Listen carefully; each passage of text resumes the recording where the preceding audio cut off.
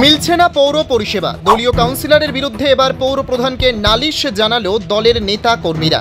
পুরুলিয়া পৌরসভার ২১ নম্বর ওয়ার্ডের তৃণমূল কাউন্সিলর রবি শঙ্কর দাসের বিরুদ্ধে এমনই অভিযোগে অস্বস্তিতে জেলা তৃণমূল নেতৃত্ব। গোটা ঘটনায় কটাক্ষ করতে ছাড়েনি বিজেপি। পুরুলিয়া শহরে ২১ নম্বর ওয়ার্ড, এই ওয়ার্ডে উন্নয়নের কাজ স্তব্ধ। পৌরসভা ভোটের ৩ বছর পার হলেও এই ওয়ার্ডের তৃণমূল কাউন্সিলর রবি শঙ্কর দাসকে এলাকায় দেখা যায় না, এমনকি এলাকায় কোনো উন্নয়নমূলক কাজ হচ্ছে না। বিষয়টি বারবার স্থানীয় কাউন্সিলর ও পৌর প্রধানকে জানিয়েও কোনো কাজ হচ্ছে না। অবশেষে বাধ্য হয়ে পুরুলিয়া পৌরসভার পৌরপ্রধান নবেন্দু মাহালির কাছে দ্বারস্থ হলেন স্থানীয় তৃণমূল নেতৃত্ব। এদিন এই বিষয়ে ক্ষোভ উগরে দেন স্থানীয়রা। এলাকার উন্নয়নের জন্য পৌরপ্রধানের কাছে একটি স্মারকলিপি প্রদান করা হয়। আমাদের মূলত অভিযোগ যে পৌরসভা ভোটে জেতার পর আমাদের ওয়ার্ডের কাউন্সিলর রবি শঙ্কর দাস একজনও আমাদের ওয়ার্ডে যায়নি, এবং ওয়ার্ডে তো যায়নি, তার সাথে সাথে যে আমাদের সমস্ত সরকারি পরিষেবা, সেই সব পরিষেবা সাধারণ মানুষ পাচ্ছে না।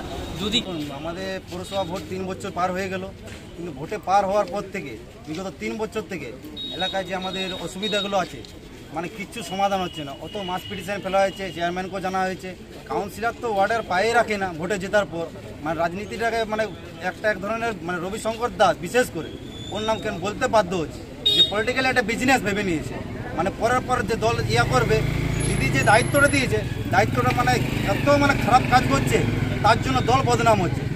পরে হচ্ছে দলের দলের প্রেসিডেন্ট।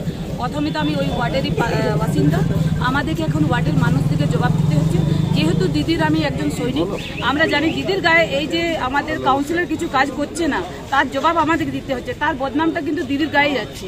তো আমরা এটাকে মেনে নিতে পারছি না, কারণ দিদি তো সব রকমের প্রকল্প দিচ্ছে মানুষের পরিষেবার জন্য, রাস্তাঘাট, ড্রেন পরিষ্কার করার জন্য, এত সব আছে।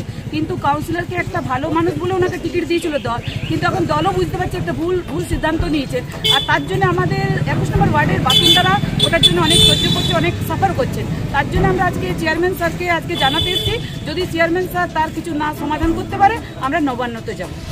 যদি এই ঘটনা পরে অভিযুক্ত তৃণমূল কাউন্সিলরের কোনো বক্তব্য পাওয়া যায়নি, যদিও সমস্যা সমাধানের আশ্বাস দিয়েছেন পৌরপ্রধান নবেন্দু মাহালি।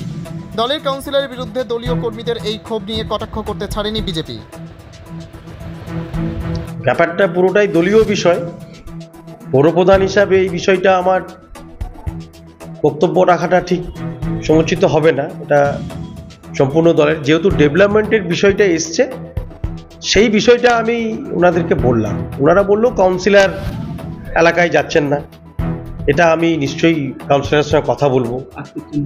এলাকায় উনি বলছেন কোনো কাজই হয়নি, অথচ আমার এখানে ডাটা আছে কাউন্সিলরদের অন্যান্য ওয়ার্ডে যা ডেভেলপমেন্ট ওয়ার্ক ওন ফান্ড থেকে যে আমরা অ্যালটমেন্ট দিয়েছি, তার রীতিমতো কাজ হয়েছে। ওখানে ডেপুটেশনের মধ্যে একজন ছিলেনই মাঝিবাবু বলে, তার এলাকায় আমি নিজে ইন্সপেকশন গেছি। তারপরে ওরা বলছে যে না, যে এলাকায় কাজগুলো হওয়া দরকার সেটা হয়নি। তাহলে সেটা আলাদাভাবে স্পেসিফিক আমি বললাম যে আমাকে দেওয়া হোক। বিভিন্ন এলাকার যে মাস পিটিশন আসছে সেটা তো আমি কাউন্সিলররাকেই মার্ক করি, তার এলাকা যেহেতু, এবং ডেভেলপমেন্ট সেকশন ইন্সপেকশন করে রেডি হয়।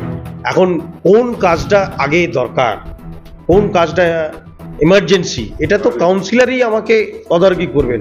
ডিরেক্টলি আমি কোনো কাজ তো অর্ডার করে দিতে পারি না, কারণ আমার কাজ হচ্ছে ওই ওয়ার্ডের কাউন্সিলরের সঙ্গে কনসাল্ট করে কাজের ডেভেলপমেন্ট এটা ডিসিশন। তা তিনি পৌরসভায় আসেন, এলাকায় যাচ্ছেন না, কর্মীদের সঙ্গে যোগাযোগ নাই।